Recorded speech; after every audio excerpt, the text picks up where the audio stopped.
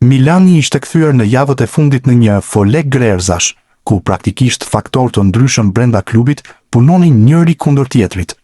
Këto janë detajet që po shfaqen gjithnjë e më shumë në mediat italiane, ku raportohet se përplasja kryesore ishte mes Massimiliano Allegrit dhe Zlatan Ibrahimović, me palët që kanë shkuar edhe pranë një sherri të mirë fillt fizik.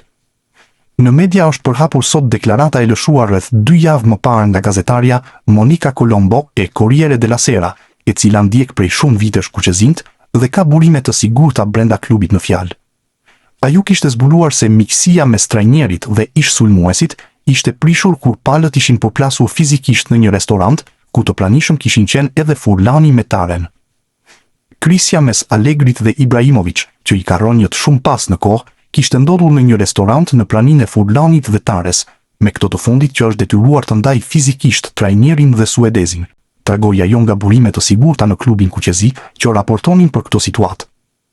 Me sa jam në dijeni, Ibrahimović ka 3 muaj që nuk shihet në dhomat e zhveshjeve në stadium apo klub. Për t'u afruar duhet një përballje mes tij dhe Allegrit që nuk ka ndodhur kurrë. Palët nuk flasin dhe të vazhdosh në këtë mënyrë është e pamundur.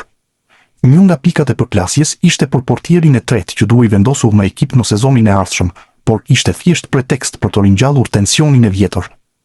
Kur Allegri mësoi për kontaktet që Ibra kishte me Casanon, kjo nuk ndihmoi. Ashtu si nuk ndihmoi fakti që Ibra ka kontaktuar Leaon dhe Fofana, duke u vënë këshilla taktike të ndryshme nga ato që i ka vënë trajneri në stërvitje, ishin fjalët e Colombos që i praprin kaosin e madh që shpërtheu te Milani në ditët e fundit.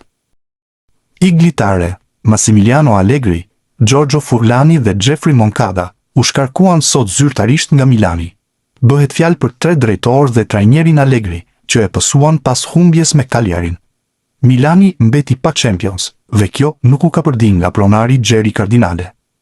Deklarata zyrtare nga Red Bird, ku tregohet për shkarkimin e Tares dhe jo vetëm, i kushtoi shumë shtrenjtë kuqezinjve. Kjo pasi duhen paguar plot 22 milion euro për këtë revolucion që sapo nisi. Iglitare kishte firmosur për pagën 800.000 euro neto. Shkarkimi i drejtorit sportiv shqiptar i kushton 3 milion euro Milanit, pasi llogariten edhe 2 vite kontrat dhe paga që konsiderohet është ajo bruto.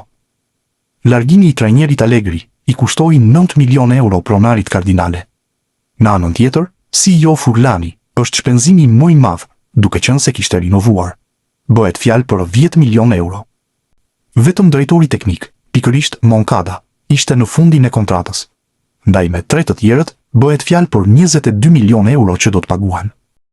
Vetëm Zlatan Ibrahimović nuk u largua nga pronari Gjeri Kardinale te Milani. Ish sulmuesi suedez është në prapasken të shkarkimeve që shkaktuan tërmet dietë e kuqezint. Iglitare, Massimiliano Allegri, Giorgio Furlani dhe Jeffrey Moncada u larguan me një herë dje pas deklaratës zyrtare të Red Bird. Prapaskenat e zbuluara së fundmi tregojnë se disa shkarkime ishin përgatitur. Për Taren ishte thënë prej ditësh që do të bëhet i sakrifikuari i parë. Sa i përket trajnerit Allegri, rezulton që përplasja me Ibrën i kushtoi shtrenjtë. Shkarkimet ishin përgatitur duke qenë se javën e kaluar u mbajt një takim sekret me Andoni Iraola. Trajneri i Bournemouth shfaqet aktualisht si alternativa kryesore për të pasuar Allegrin.